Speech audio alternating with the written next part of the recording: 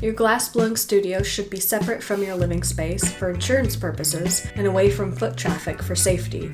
Let's talk about the glass. When flame working, we begin with hard, or what's called cold glass, and use a flame to heat it and work it to the design, compared to the traditional way where the glass is held at a molten state and scooped out like honey on a ponty rod or a blow tube. Even though they look like they're from other planets, they have at least one thing in common: the use of tools to shape the glass. When flame working, it's common to work with borosilicate glass because it doesn't move around as fast as basic silica glass when it's hot, or as we say, a workable temperature. There's clear, colored, dichroic, opalescent, and even glowing glass. They're available in tubes, solid rods, or frit, and they come in a wide variety of sizes and thicknesses measured in millimeters. Now, because glass is impossible to mold or sculpt with your bare hands when it's hot without gaining up to third-degree burns, we've got tools to take the heat for us.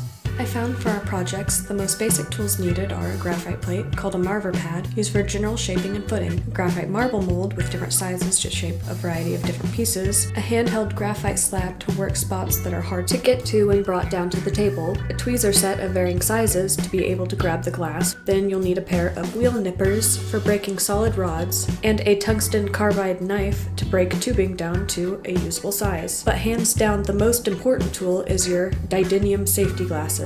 Not only do they stop glass possibly getting in your eyes, they block what's called silica flare, which happens when you heat glass with a torch and the silica produces its own extremely bright light. As bright as when a welder welds. One could get cataracts without those glasses. Oh, a blow tube and a grabber wouldn't hurt either.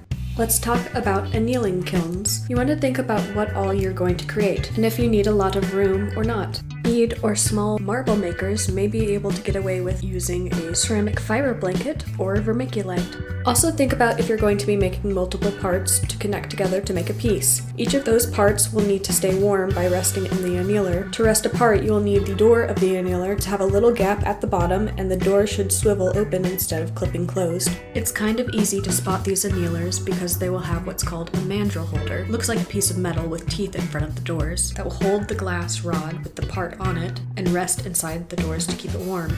If the annealer is specifically for glass blowing, it will come with presets to warm up to a certain degree and stay there for when you have parts that need to rest until you're ready to connect them, or when you finish a piece to begin the cooling process, which cools the piece evenly. Otherwise, the final piece would have stress points acting as a ticking time bomb until it all falls apart or explodes. If your annealer doesn't have these presets, you will need to set the annealing cycle yourself. Depending on how thick your final piece is, determines the annealing cycle and how long it will take to cool properly.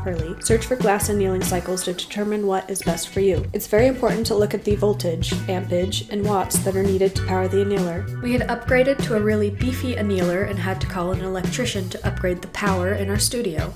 In the US, 15 to 20 amp and 120 volt circuit outlets are most common. When the piece is finished cooling and it's time to turn off the annealer, flip the switch and unplug it just as an extra precaution. Leave a like and follow if you found this video helpful. Check out our other videos called Core Equipment to find out what else you'll need, or our project ideas if you're looking for something to make yourself.